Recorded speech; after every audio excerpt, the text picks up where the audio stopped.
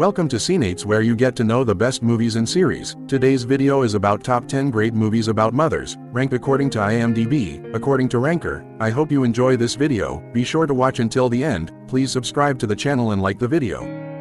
Mildred Pierce, 1945, in Michael Curtiz's classic film noir. Mildred, a devoted, docile housewife and mother with a penchant for baking pies, is forced into being the family breadwinner when her husband leaves her. Under pressure to fund her spoilt daughter Veda's extravagant tastes, she takes a job as a waitress, a role that awakens her entrepreneurial spirit and inspires her to open her own restaurant. Clash of egos between mother and daughter ensues, exacerbated by the arrival of suave man about town Monty Barragan. Barragan pursues Mildred, all the while indulging the snobby Veda's petty whims, driving a wedge between them. Lith is deliciously deviant as the toxic, scathing Veda, though it's Crawford who shines as a principled woman struggling to suppress her mothering impulses against her better judgment. Also worth watching is Todd Haynes' more recent version of James M. Cain's novel, an excellent 5-part miniseries, made for HBO and starring Kate Winslet and Evan Rachel Wood as the troubled mother-daughter duo.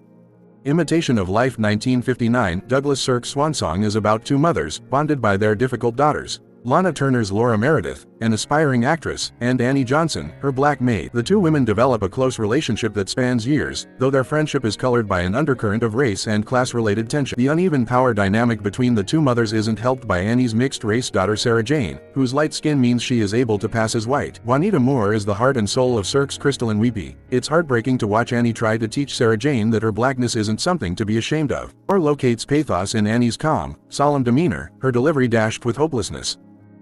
Mama Roma, 1962. Aging working girl Mama Roma has decided to turn over a new leaf in Pier Paolo Pasolini's steamy melodrama. Swapping her job as a prostitute for the more respectable role of fruit and vegetable seller, Mama Roma conceals her dark past from her adolescent son Ettore. When he finds out, his behavior becomes delinquent. Mignani's haggard face carries the burden of her dark history. She radiates an earthy, raw sensuality. This aspect of her screen persona lends itself to a role that eschews the victim complex that on-screen prostitutes are often saddled with, and instead imbues Mama Roma with vitality, pride and casual confidence.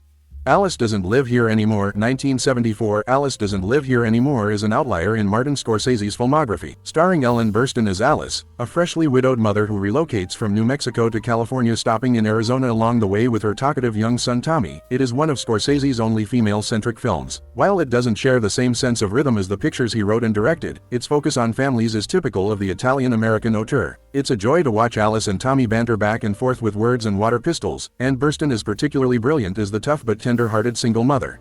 Alice's liberal parenting style ruffles her new paramour's traditional feathers, but satisfyingly, she remains committed to honoring the maternal instincts that have guided her relationship with Tommy. Grey Gardens, 1975. This cult documentary is about a mother and daughter both named Edith Beale living in Grey Gardens, a squalid, crumbling, raccoon-infested mansion in upstate New York. Grey Gardens itself sits in the wealthy neighborhood of East Hampton, and the Beales were once the epitome of New York high society, though the film sees both Ediths turned into social recluses living in decaying disarray. Yet, while both Big Edie, 82, and Little Edie, 56, have become actual cat ladies, the film treats them with reverence, probing gently with respect and curiosity. The intimate relationship they have with each other and with Grey Gardens itself seems frozen in time, unaffected by the changing context in which they now live and as content as they ever were. Mommy Dearest, 1981. Joan Crawford might have won an Oscar for her performance as a selfless mother, but the actor's off-screen experience of motherhood was decidedly more complicated. In 1978, her adopted daughter Christina Crawford released a scandalous tell-all memoir detailing Crawford's misdemeanors as an abusive alcoholic. The book, also called Mommy Dearest, was turned into Frank Perry's camp cult classic, starring a manic Faye Dunaway as Crawford. Dunaway operates at fever pitch, contorting her face into all manner of exaggeratedly grotesque expressions, hurling physical and psychological abuse at the angelic, eager to please Christina. Impromptu haircuts and cruel coat hanger beatings aside, it's an uncomfortable watch but alluringly compelling one too, even if it doesn't exactly inspire sympathy. Dunaway is mesmerizing as a woman whose sense of self is unspooling too rapidly to catch.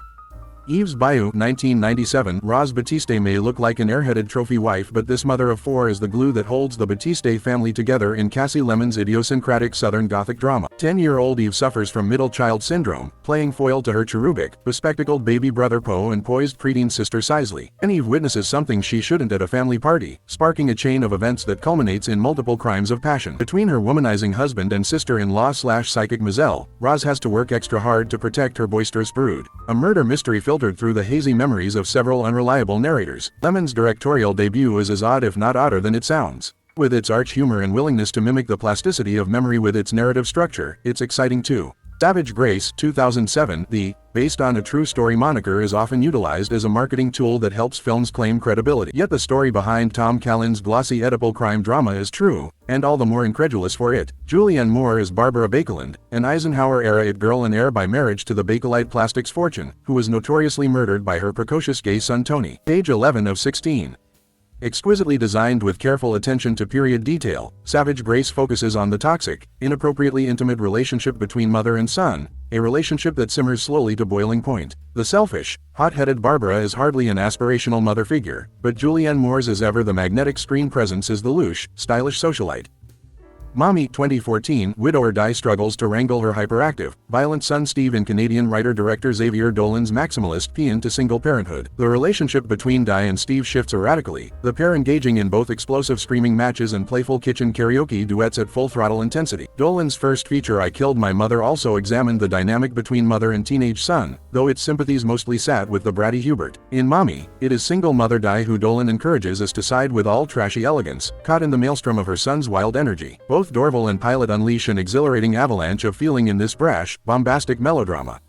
The Second Mother, 2015. Brazilian writer-director Ana Milert's class conflict comedy explores the sacrifices many mothers make with a lightness of touch. Val takes a well-paid job as a live-in maid and nanny for a rich family in Sao Paulo, a role that separates her from her own children. Over her 13 years with the family, Val develops an affectionate, motherly relationship with their son and only child Fabinho. When her real daughter Jessica visits the city to take a university entrance exam, an opportunity for her to spend time with Val and her second family arises. Yet the headstrong Jessica is unwilling to slot neatly into the social hierarchy her mother is complicit in upholding. Cassie is luminous and funny as Val, who must juggle the expectations of her teenage daughter, jealous would-be son and snobbish boss while deciding whether the life she has built for herself is one she still wants to pursue.